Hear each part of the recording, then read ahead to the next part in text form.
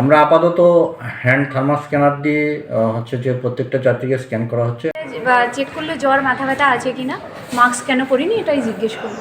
সম্প্রতি ভারতের গুজরাট রাজ্যে নিপা ভাইরাস সংক্রমণের খবর পাওয়া গেছে। ভারতের পশ্চিমবঙ্গে গুজরাটের 2 নার্স নিপা ভাইরাসে আক্রান্ত হয়। এরই মধ্যে দেশের বৃহত্তম স্থলবন্দর বেনাপোল চেকপোস্ট দিয়ে প্রতিদিন শত শত ভারতীয় যাত্রী বাংলাদেশে প্রবেশ করছে।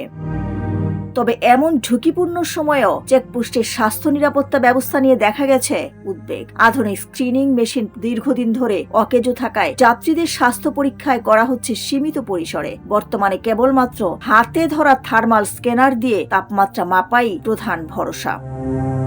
স্বাস্থ্য বিশেষজ্ঞরা বলছেন, নিপা ভাইরাস অত্যন্ত সংক্রামক ও প্রাণঘাতী হয় সীমান্তে কঠোর নজরদারি জরুরি। বিশেষ করে আক্রান্ত অঞ্চল থেকে আসা যাত্রীদের ক্ষেত্রে বাড়তি সতর্কতা প্রয়োজন। তবে ইমিগ্রেশন কর্তৃপক্ষের দাবি, এখন পর্যন্ত নিপা ভাইরাসে আক্রান্ত কোনো যাত্রী শনাক্ত হয়নি, ফলে আতঙ্কিত হওয়ার কিছু নেই বলে জানান স্বাস্থ্য কর্মকর্তারা। বেনাপোল চেকপোস্ট ইমিগ্রেশনের সহকারী community medical officer Mohammad Abdul Majid জানান, আমরা আপাতত হ্যান্ড থার্মাল স্ক্যানার দিয়ে কাজ চালিয়ে যাচ্ছি, তবে আরো আধুনিক ব্যবস্থা গ্রহণ করার জন্য ঊর্ধ্বতন কর্তৃপক্ষকে জানিয়েছি।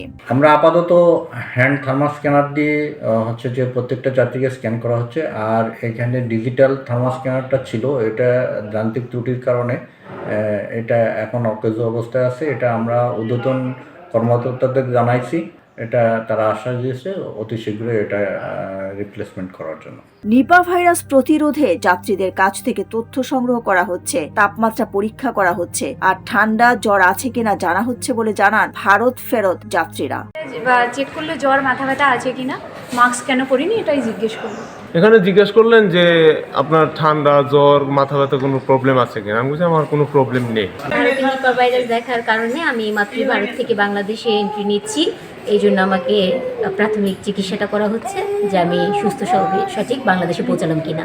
সীমান্তে বাড়তি সতর্কতা ও আধুনিক স্বাস্থ্য পরীক্ষার ব্যবস্থা নিশ্চিত করার দাবি জানিয়েছেন সচেতন মহল।